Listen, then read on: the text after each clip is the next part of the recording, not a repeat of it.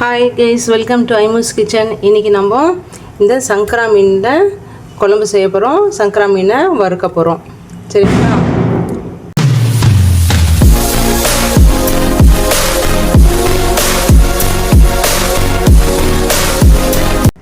காமாட்சியக்கா நல்லா சுத்தமாக கழுவி கொடுத்துட்டாங்க. இருந்தாலும் நம்ம கொஞ்சம் ஒரு வாட்டி நல்ல தண்ணியில் அலசிக்கலாம். அக்கா நல்லா வாஷ் பண்ணி கொடுத்துருவாங்க.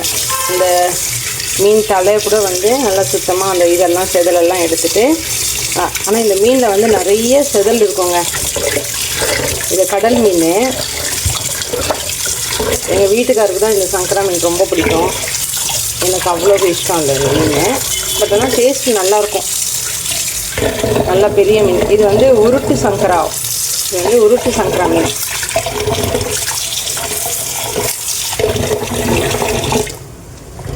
பாருங்க, நல்லா விலைன்னு கழுவி வச்சு பாருங்கள். சூப்பராக ஒரு 2 தண்ணியில் நான் நல்லா அலசிட்டு காட்டுறேன்.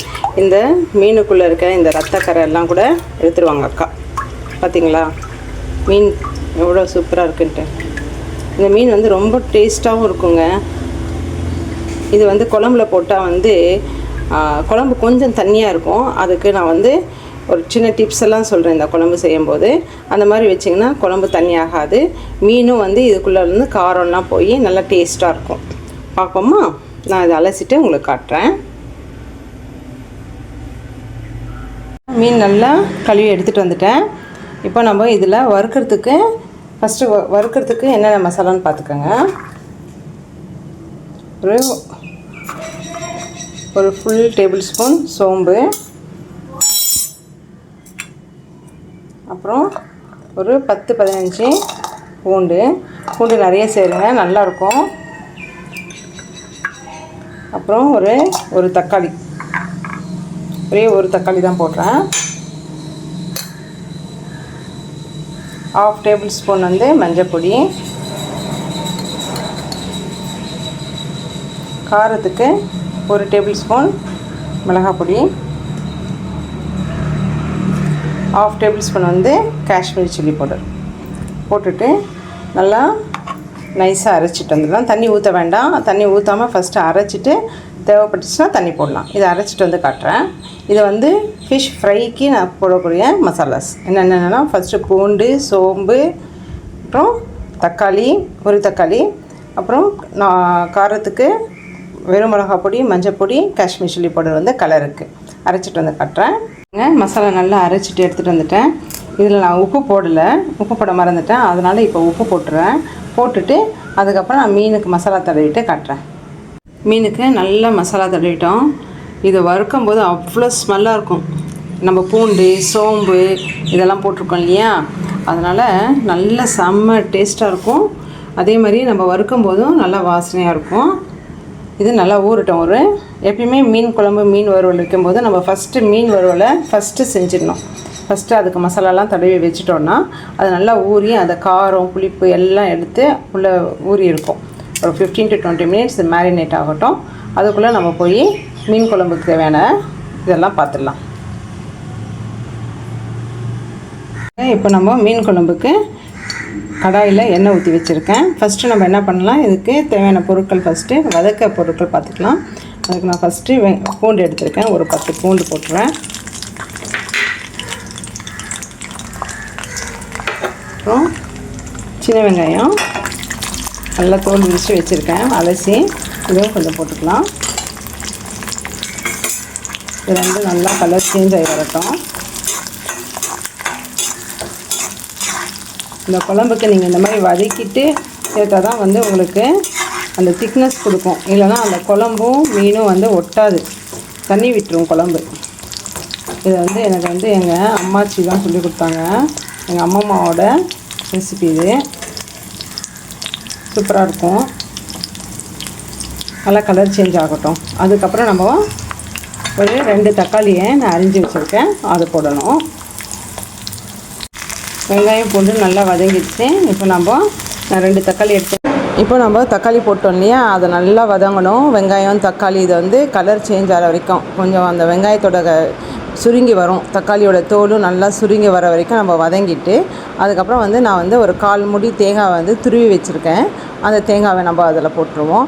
இந்த சங்கரா மீன் குழம்புக்கு வந்து தேங்காய் போட்டு நம்ம வச்சாதான் வந்து நம்மளுக்கு திக்னஸ் கொடுக்கும். இல்லைன்னா சங்கரா மீன் வந்து எப்பயுமே தண்ணியில் அந்த என்ன சொல்கிறது, குழம்புல வந்து தண்ணி மாதிரி இருக்கும். அதனால் நான் என்ன பண்ணுவேன்னா, இந்த குழம்புக்கு வந்து நான் தேங்காய் போட்டு செய்வேன்.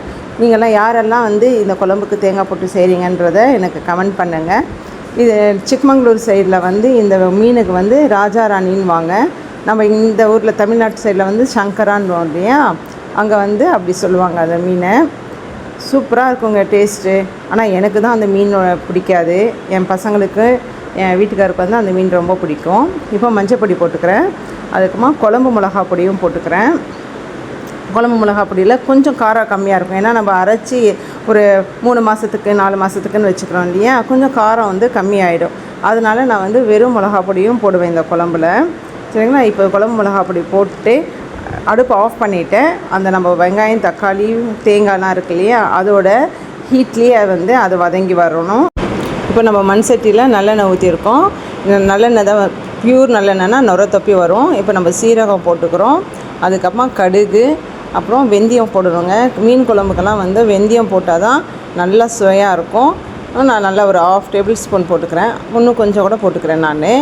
அதுக்கப்புறம் நம்ம வந்து நல்லா அதெல்லாம் பொரிஞ்சு வர வரைக்கும் வெயிட் பண்ணணும். அதுக்கப்புறம் நம்ம சின்ன வெங்காயத்தை இடித்து வச்சுருக்கேன் இல்லையா, அதுவும் பூண்டும் அதில் போட்டு நம்ம நல்லா சாட்டை பண்ணி பாருங்கள். இப்போ நம்ம மிக்சியில் அரைச்சிட்டு வந்துட்டோம் இல்லையா, நல்லா நைஸாக அரைச்சிட்டு வந்திருக்கேன். செம்ம வாசனை அந்த தேங்காய் பூண்டு. இப்போ இந்த இதில் வெங்காயமும் பூண்டு இது பண்ணியிருந்தோம் இல்லையா, அதில் போட்டுடலாம். இப்போ இந்த மிக்சியை கழுவி இந்த தண்ணி ஊற்றிடலாம். மிக்சி கழுவி வச்சுருந்த தண்ணியை ஊற்றிட்டேன். இப்போது இதில் நான் கொஞ்சம் காஷ்மீர் சில்லி பவுடர் போடுறேன். ஏன்னா என் பொண்ணுக்கு வந்து மீன் குழம்பெல்லாம் நல்லா சிகப்பாக ரெட்டாக இருந்தால் தான் பிடிக்கும். காஷ்மீர் சில்லி பவுடர் கொஞ்சம் காரம் கம்மியாக இருக்கனால ரெட் சில்லி பவுடரும் போட்டுட்டு நல்லா இது கொதிக்கட்டும். பாருங்கள் நம்ம குழம்பு எப்படி இருக்குன்னு பாருங்கள். இந்த குழம்பு எல்லா இடத்துலையும் வந்து தீபாவளி டைம் ஸ்டார்ட் ஆகிடுச்சு இல்லையா, அதெல்லாம் பட்டாசு வெடிக்க ஆரம்பிச்சிட்டாங்க. எனக்கு பட்டாசுனாலே பயம்தான் எனக்கு. இப்போ இதில் நம்ம ஒரு கோலி சைஸ் புளி தண்ணியை ஊற்றிக்கலாம்.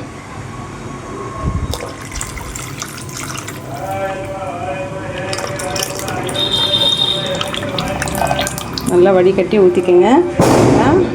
புளியில் இந்த மாதிரி கீழே மண் நிற்கும். நல்லா வடிகட்டிட்டு போடுங்க. பாருங்கள், நான் இன்னும் இந்த குழம்புக்கு உப்பு போடலை. இந்த அளவுக்கு திக்னஸ் இருந்தால் தான் அந்த மீனில் வந்து அந்த குழம்பு நல்லா அந்த காரம்லாம் இறங்கும். முக்கியமாக அந்த சங்கரா மீன் குழம்பு நீங்கள் இந்த மாதிரி இந்த ஸ்டைலில் செய்யுங்க, சூப்பராக இருக்கும். நம்ம இதுக்கு இப்போ இந்த குழம்புக்கு தேவையான உப்பு போட்டுறேன்.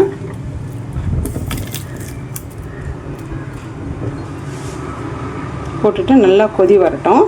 குழம்பு நல்லா தகன்னு கொதிச்சுட்ருக்கு பாருங்கள். இது சூப்பராக கொதிச்சுட்ருக்கு பாருங்கள். எண்ணெய்லாம் வெளியில் பிரிஞ்சு வந்துருச்சு இல்லையா, இன்னும் நல்லா வரணும். இது டிப்ஸு சொல்லியிருக்கேன் நான் ஏற்கனவே. என்னுடைய பழைய வீடியோஸ், மீன் குழம்பு வீடியோஸ் பார்த்துருந்தீங்கன்னா அதில் சொல்லியிருப்பேன். கரண்டி இப்படி எடுக்கும்போது பின்பக்கம் வந்து அந்த குழம்பு ஒட்டணும். இது பாருங்கள், இன்னும் வந்து அந்த பச்சை வாசனை போகலன்னு அர்த்தம். இதுதான் அந்த மீன் குழம்புக்கு இருக்க முக்கியமான டிப்ஸு. நல்லா கொதித்து வரட்டும். அதுக்குள்ளே இப்போ நம்ம இந்த அடுப்பில் மீனை வறுத்துக்கலாம். நான் வந்து கடாயில் தாங்க வறுக்க போகிறேன். சங்கரா மீனை வந்து தவாவில் வறுத்திங்கன்னா பிச்சுட்டு போயிடும். பிரிஞ்சு உதிரியாக ஆகிடும். அதனால் கடாயில் ஒன்றா போட்டு எடுக்க போகிறேன். ஏன்னா நல்லா காயிட்டோம். அந்த குழம்பு வாசனை பாருங்கள். மீன் போடுறதுக்கு முன்னாடியே அந்த குழம்பு வாசனை அவ்வளோ சூப்பராக இருக்குது. யாருக்கெல்லாம் வந்து மீன் குழம்பு இட்லி பிடிக்குன்னு சொல்லுங்கள். சில பேருக்கு வந்து மீன் குழம்பு இட்லி சாப்பிட பிடிக்கும். சில பேர் கல் தோசை கூட சாப்பிட பிடிக்கும். எனக்கு வந்து சப்பாத்தி கூட வச்சு சாப்பிட்றதுக்கு ரொம்ப பிடிக்கும். சூப்பராக இருக்குங்க. ட்ரை பண்ணி பாருங்கள். சப்பாத்தி கூட ஒவ்வொரு மீனாக போட்டலாம். பக்கத்தில் இடம் இருக்குன்னா ஒன்று கூட போட்டுறேன் நான்.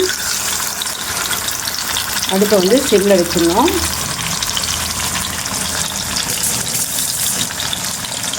சிம்மில் வச்சுட்டு நல்லா எண்ணெய் பிரியாதுலேயே நல்லா வறுத்தேன்.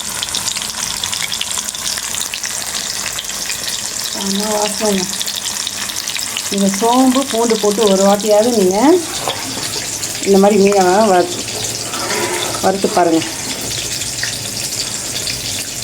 இந்த குழம்பு நல்லா திக்கானா தான் நம்ம மீன் போடும்போது கரெக்ட் பதத்துக்கு வரும். என்னுடைய ரெசிபிஸ் எல்லாம் எல்லோரும் பார்த்துட்ருக்கீங்க. என்னுடைய சப்ஸ்கிரைபர்ஸ்க்கெல்லாம் ரொம்ப தேங்க்ஸு. நான் செஞ்ச ரெசிபீஸ்லேயே உங்களுக்கு எது ரொம்ப பிடிச்சிருக்குங்கிறத எனக்கு கமெண்ட் பண்ணுங்கள். சரிங்களா? நிறைய ரெசிபீஸ் நான் போட்டிருக்கேன், செக் பண்ணுங்கள். உங்களுக்கு அதில் ஏதாவது டிப்ஸு தரணுன்னா கமெண்ட் பண்ணுங்கள். அதில் அந்த மாதிரி நானும் செஞ்சு பார்க்குறேன். நம்ம மீன் குழம்பு நல்லா கொதிச்சு வந்துடுச்சா? இப்போ நான் சொன்னதை பாருங்கள், குழம்பு ஒட்டாமல் வந்துருக்கு பார்த்தீங்களா? தெரியுதுங்களா? இந்த ஸ்டேஜ் வந்தோடனே நம்ம இதெல்லாம் மீன் போட்டுடணும். இந்த ஸ்டேஜ் நல்லா பார்த்துக்கணும். இப்போ நம்ம நல்லா சுத்தம் பண்ணி வச்சுருக்கேன் மீன்களை அதில் போட்டுடலாம். இந்த மீனை க்ளோஸ் பண்ணி வைக்கக்கூடாதுங்க. முக்கியமான டிப்ஸ் இதுவும் ஒன்று. மீனை இந்த சங்கரா மீன் குழம்பு நீங்கள் மூடி வச்சிட்டிங்கன்னா நம்ம சொன்ன மாதிரி குழம்பு தண்ணியாகிடும். நீங்கள் அதுக்கப்புறம் எவ்வளோ கொதிக்க வச்சாலும் அந்த குழம்போட அந்த உண்மையான ஃப்ளேவரே வராது. ஒரு வாட்டி குழம்பு தண்ணி ஆகிடுச்சுன்னா நம்ம கொதிக்க வச்சா கெட்டியாகும்னு சொல்லுவோம் இல்லையா? ஆனால் மீன் ரொம்ப வெந்துடும், குழம்பு தண்ணியாக தான் நிற்கும். அதனால் இந்த குழம்புக்கு நம்ம மூடி வைக்கக்கூடாது.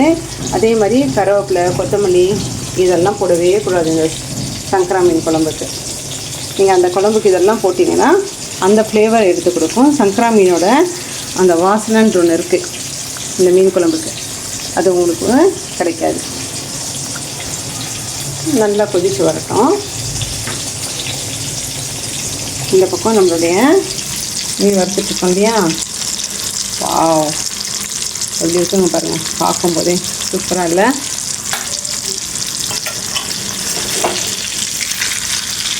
வச்சுக்கலாம்.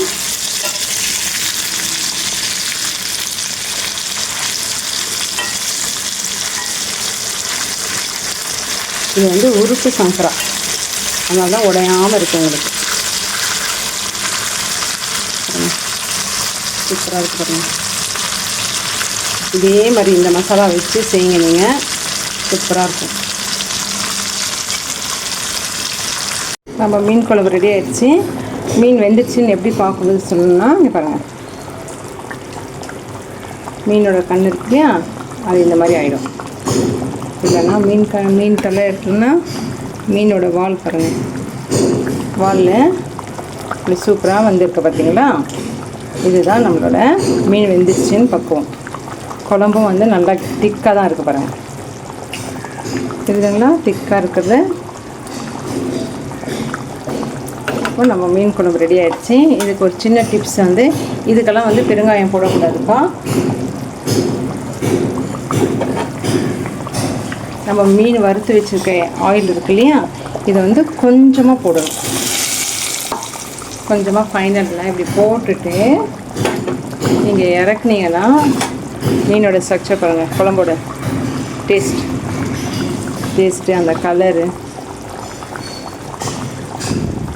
சூப்பராக இருக்குல்ல? வாங்க, நம்ம மீன் குழம்பு ரெடி ஆகிடுச்சு. இதே நான் சொன்ன மாதிரியே செஞ்சு இந்த சங்கரா மீன் குழம்பு, ராஜா ராணி மீன் குழம்பு செஞ்சு பார்த்துட்டு எப்படி இருக்குன்ட்டு எனக்கு கமெண்ட் பண்ணுங்கள். உங்கள் ஃப்ரெண்ட்ஸ் அண்ட் ஃபேமிலி மெம்பர்ஸ்க்கு ஷேர் பண்ணுங்கள். கீப் ஆன் வாட்சிங் மை சேனல். என் சேனலை கண்டினியூஸாக பாருங்கள். அப்புறம் இந்த நம்ம சங்கரா மீன் வறுவலும் சூப்பராக ரெடி ஆகிடுச்சு. பார்த்திங்களா எப்படி இருக்குன்ட்டு? நீங்கள் தவாவில் போட்டு வறுத்தீங்கன்னா இந்த டேஸ்ட்டுக்கு வராது. அதனால் என் சேனல் பிடிச்சிருந்ததுன்னா மறக்காமல் லைக் பண்ணுங்கள், ஷேர் பண்ணுங்கள், சப்ஸ்கிரைப் பண்ணுங்கள். தேங்க்ஸ் ஃபார் வாட்சிங். பாய்.